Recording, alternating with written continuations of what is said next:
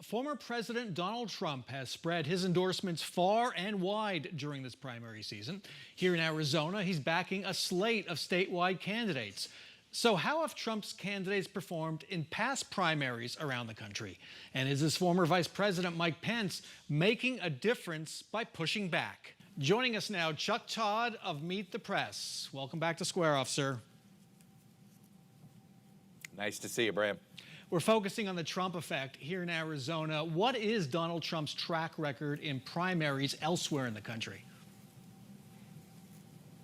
It's been pretty mixed. He does better in Senate races than he does governor's races. He doesn't do well when incumbents are involved, unless it was an impeachment primary. But if you look at it, right, Governor Kemp was able to overcome him. Any place where he's sort of dabbled in trying to defeat an incumbent statewide official, he's not had success there. The Secretary of State in Georgia, yet another example. But look, he's got it. You know, his fingerprints are on Pennsylvania Senate, on Georgia Senate, and I would argue they're already on Arizona Senate, even though, because he kept Doug Ducey out. Like, even if he had never endorsed, and we know he has in Blake Masters, if he had never endorsed, the fact that he kept Ducey from running was, to me, the biggest impact he had, because, look, it totally changes the dynamics of the battle for the Senate when you don't have a popular governor running. So his track record, I think, is in competitive races, basically a mixed bag, barely over 500. And here he's got a lot of open races that he's endorsed in, and it looks like he might sweep them right now. Now, Mike Pence was here along with Doug Ducey trying to get in Trump's way, endorsing the non-Trump candidate in the governor's race. Is Pence getting anywhere by standing in Trump's way? I don't know yet. It doesn't appear, but he is. I'll tell you what he does do, though. He's an important, he's sort of what I would call a virtue signal to Republicans that are trying to find out, are they Trumpy or not? And when he endorses, he's most of the time usually not endorsing the same candidate as Trump. And so I do think he's able to signal to conservatives who are uncomfortable with Trump's character that, hey, here's a person of better character.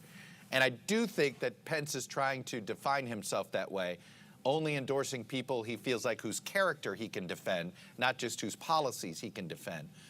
But you're asking whether he's gotten much traction yet. I mean, honestly, not a lot. And I don't know, as long as Trump's the lead dog in the Republican Party, if Pence can ever overcome that. Yeah, it doesn't look like it's working here. You know, from the state perspective, it seems what we're seeing now is less of a civil war and more of a hostile takeover of the Republican Party by Trump forces. That's a good description. They're purging people. Is that how you see it nationally?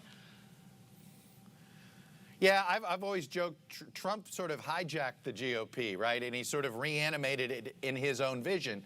And if you look, he is attracted to candidates that he thinks look like him. Somewhat celebrity, somewhat born again, if you will, to this version of conservative politics he's created. Kari Lake is sort of a perfect example. You know, in many ways, you know, the worst thing her opponents could do was to try to point out, hey, she used to be for Obama, or she used to be this. Yeah, so did Trump.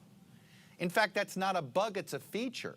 So, you know, being a born-again Trumper is actually part of the brand there. And I think that that's what people don't fully see with Kari Lake. That it's sort of it's sort of post-evangelical, if you will. It's not a religious, but it's very similar to seeing folks, you know, find religion, and instead of religion, they're finding Trump. In the case of Kari Lake, so it is what we're seeing, and what you have. A civil war would imply that there are two sides. The establishment is afraid to confront Trump. Mitch McConnell tries, but he does so very meekly, and at the end of the day, this is what you have. I wonder if Arizona is a disaster for the GOP in November, if that inspires the establishment wing of the party to fight harder. And if it's not? Well, if it's not, then I think you've got to, you know, the Republican Party in the way that Trump remade it is the Republican Party. I mean, I think this is a big test. I think this is, in some ways, we're going to find out, is this Trump's party still or not? And November will tell us, and Arizona is as good of a place to take a measure of that as any state in the union. Want to ask you one more question related to Joe Manchin being your guest on Sunday. It looks like Kirsten Sinema is on the spot right now as Democrats try to pass this Manchin-blessed climate tax and health care deal. Why wasn't she brought into the talks, and how do you think that might affect her vote? It's a great question, and we don't know for sure how much she was brought in or not. Look, she isn't acting like somebody that's looking for a reason to vote against it. It appears she's trying to look for a reason to be for it. Her statement did say she was glad that Joe Manchin found something that all the Senate Democrats could agree on, implying that she was for most of this. And really, there's only one thing in here that she had been adamant against, and that is this carried interest tax loophole that many Democrats and Republicans would like to see closed. I would be shocked if she killed this bill over that, and I don't think many people in Washington anticipate that. All right. Her press secretary told me she found out about it on Twitter, like everybody else. Thanks so much, Chuck. Really appreciate your time.